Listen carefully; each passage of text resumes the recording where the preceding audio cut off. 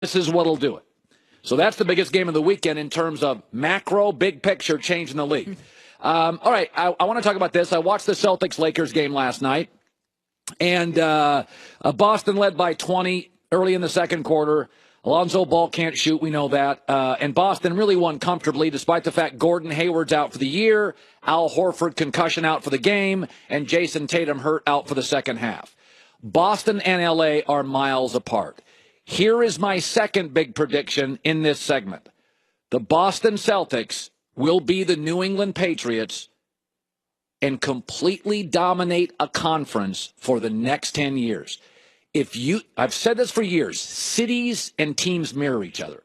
In Los Angeles, there's never been a great team that didn't have glamour. In Dallas, there's never been a Cowboy team that didn't have flash. Go to Dallas. It can be big hair and sequins and heels on a Tuesday night. That is Dallas's culture.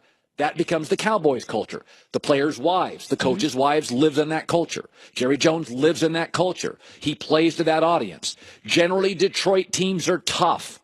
Well, because Detroit's the home of the American auto industry. It is factories. These are workers. The teams become the city. You've never once thought of San Diego and thought, that is a tough-nosed team. Dan Fouts threw the ball. Phillip Rivers throws the ball. That's the way it works in this sports. If you look at the Patriots and Celtics, think about this. The Lakers have been in a rebuild for 5 years, and the Celtics have been in a rebuild for 5 years. Whereas the Celtics have been patient, completely unemotional, the Lakers went after Dwight Howard and Steve Nash and re-signed Kobe and then signed Lonzo, and then they're praying for LeBron James. But if you look at the similarities between the Patriots and Celtics, you can go right down the line.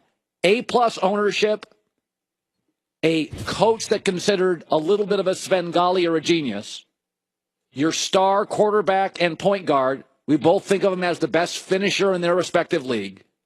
You made an unemotional trade to upgrade. You're in an inferior conference, and you manipulate draft picks, sometimes for different devices, to get players, to accumulate, to trade, to get veteran free agents. Smart city, Harvard, MIT, smart organizations. And I watched the Lakers and Celtics last night. They've both been rebuilding for 5 years. They are miles apart. Gordon Hayward's out for the year. Horford for the night. Tatum for the game, second half. Not even competitive. I mean, it's nothing against the Lakers, but both doing the same thing. One praying for LeBron, Howard, Nash, flashy, Kobe. The other one, basically the basketball version of the New England Patriots. And if you look at the Lakers and Celtic rebuilds, point guard, head coach, momentum, draft picks, depth shooting, check, check, check, check, check, check. All 5 years in, Celtics have an edge. Holly with the news. No. Turn on the news. This is the Herd Line News. They're calling